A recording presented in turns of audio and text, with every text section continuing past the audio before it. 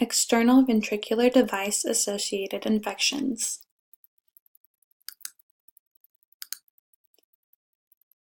External ventricular devices, or EVDs, are catheter drains that are placed in the brain to monitor intracranial pressure, ICP, or divert cerebrospinal fluid. These are very important in the care of critically ill neuro patients because it's often used as a life-saving measure in their care. Oftentimes, EVD monitoring, maintenance, and even troubleshooting is a nursing responsibility. This subject is very important to me because I've worked in the neuro ICU and I see firsthand how patients are affected by these infections. In healthcare, this particular subject is important because it can allow us to learn new information on how to care for our patients and prevent infections. This subject is important to patients because it allows us to prevent debilitating infections and decrease the length of hospital stay. If these infections aren't prevented, they can lead to meningitis and life-threatening illnesses. I chose to do my PICO question relating to the EVDs and the infection. So my patient population are patients aged 18 and older with EVDs in the intensive care units. Intervention is creating an EVD infection prevention program. My comparison is compared to no infection prevention program. My outcome is the impact of number of EVD-associated infections in the ICU, and my time is over a 3-week period.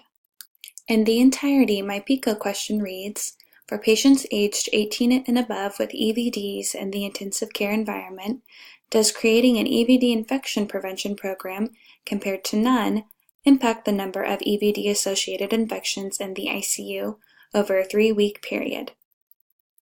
In the quest to find this answer, I conducted a research review using Cochrane and the Infectious Disease Society of America.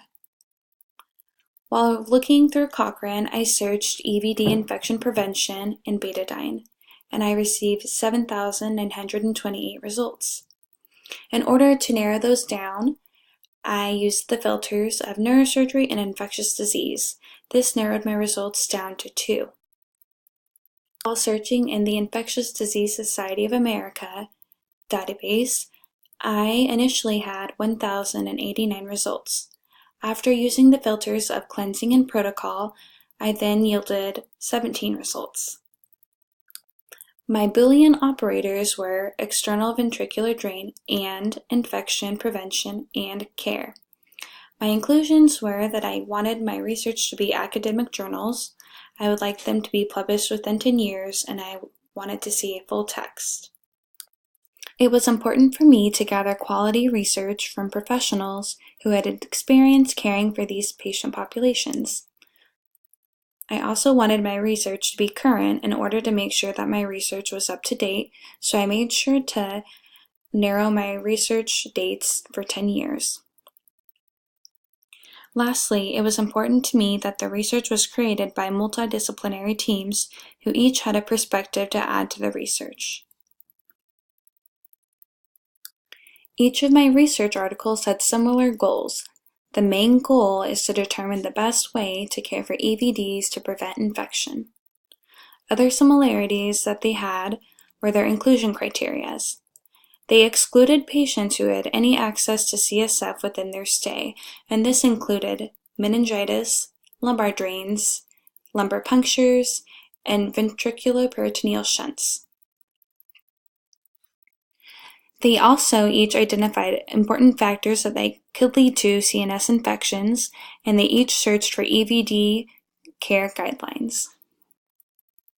Some inconsistencies that I found were some researchers utilized EVD catheters that were impregnated with silver in the studies. Some researchers used prophylactic antibiotics on some patients and not the others. And then the physicians or mid-level providers who inserted the devices had inconsistent usage of sterile techniques and insertion techniques in general.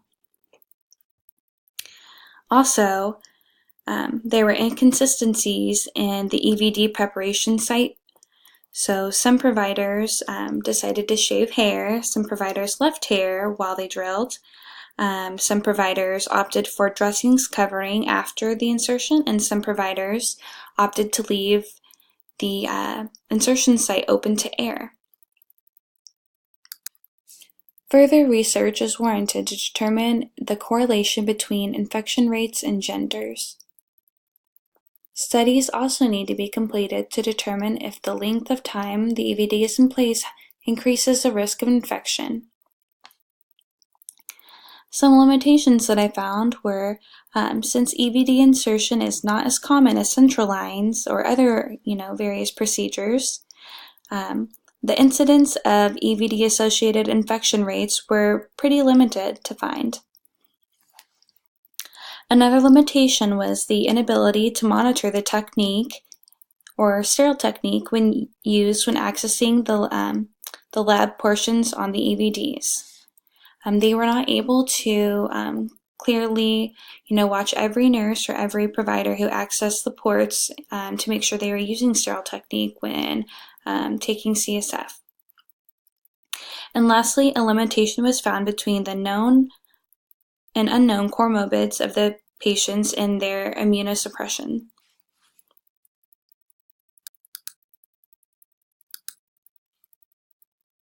In conclusion, I feel that there is sufficient evidence to support a practice change.